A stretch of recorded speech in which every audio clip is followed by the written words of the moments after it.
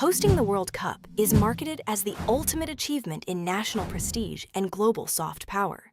Yet, behind the international celebration lies a highly calculation-driven system of sovereign exploitation.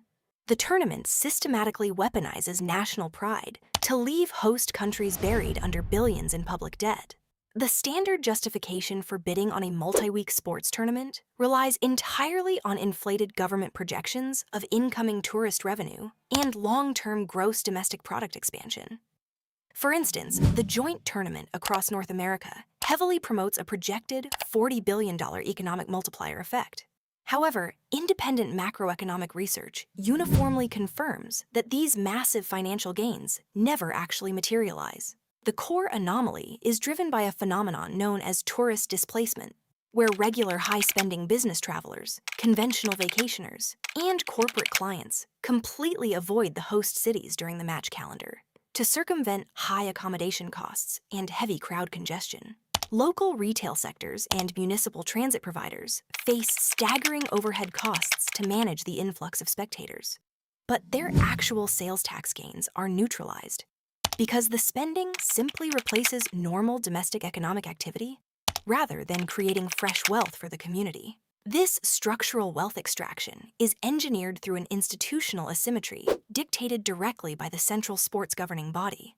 To secure a winning bid, sovereign governments are legally forced to underwrite all financial risks, providing absolute capital guarantees for security, transportation infrastructure, and stadium upgrades out of public tax funds.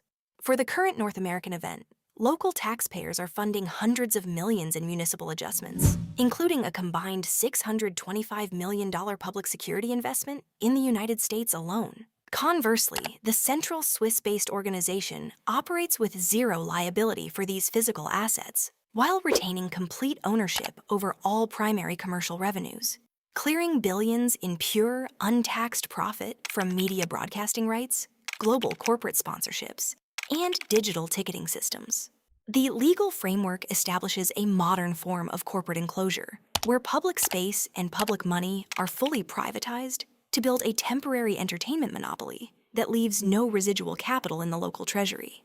The long-term consequence of this structural model is a profound, multi-decade distortion of domestic public policy and municipal fiscal health. Political leaders routinely succumb to optimism bias, overpaying for symbolic global visibility, while shifting the eventual interest payments onto future administrations and everyday taxpayers.